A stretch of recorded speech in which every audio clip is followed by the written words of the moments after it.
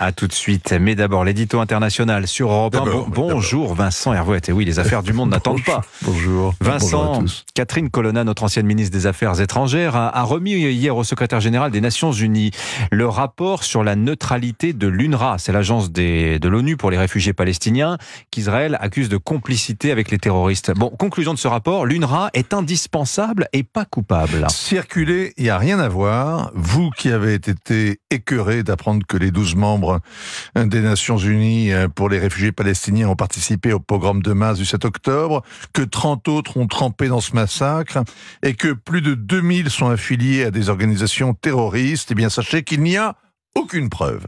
Pas de pistolet fumant, de couteau sanglant, pas d'aveu crédible ni d'indices probants.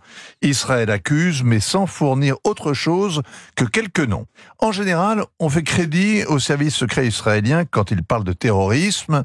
Pas Catherine Colonna. Elle souligne que l'UNRWA fournit depuis 15 ans la liste de ses employés à Israël qui n'y trouve rien à redire. C'est le premier point saillant de ce rapport.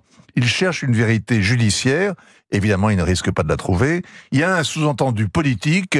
Ce que dit Israël doit être pris avec les pincettes qui s'imposent au chevet d'un pays traumatisé, dirigé par un gouvernement aux abois, dans un contexte de guerre, et qui dit la guerre dit propagande. Ce n'est pas écrit dans le rapport, c'est ce que clament les pays arabes dans les couloirs de l'ONU. Alors, le rapport Colonna disculpe l'UNRWA et justifie son existence. Oui, deuxième point important, écrit noir sur blanc, l'UNRWA est irremplaçable et indispensable au développement humain et économique des Palestiniens.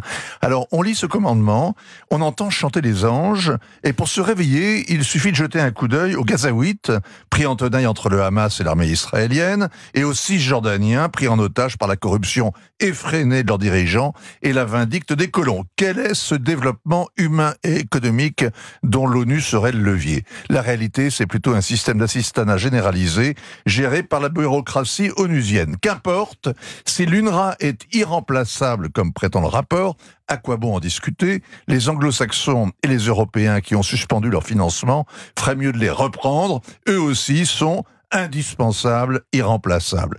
Le rapport prétend que l'UNRWA a mis en place un fonctionnement robuste pour assurer sa neutralité. On lit cette langue de bois et on se dit qu'est-ce que ce serait? Le militantisme est interdit par contrat aux employés, mais quiconque est allé dans les camps palestiniens, a discuté avec les employés sur le terrain, feuilleté les livres d'histoire distribués dans les écoles, a mesuré à quel point l'organisation est militante. À l'UNRWA, on est réfugié de père en fils, 700 000 en 1949, 6 millions aujourd'hui, c'est l'arabe errant pour l'éternité. Vous nous dites, Vincent, que Catherine Colonna sait tout cela.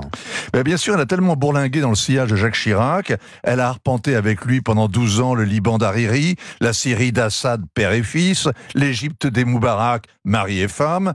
Elle aussi s'est fait marcher sur les pieds pendant 2 heures par la police des frontières israéliennes dans les rues de Jérusalem-Est, avant de craquer « What do you want ?» et l'accueil triomphal le surlendemain à Ramallah. Elle a suivi pas à pas toutes les tentatives du docteur Chirac pour arracher un compromis à Arafat jusqu'à la fin à l'hôpital militaire de Percy où le vieux chef palestinien est mort, épuisé ou empoisonné, le 11 novembre, il y a juste 20 ans. L'ONU est ce machin qui maintient les Palestiniens dans un statut de victime pour l'éternité et les anciens ministres français des Affaires étrangères dans le chiracisme. Signature Europe 1, Vincent Hervouet. Merci Vincent. 7h47.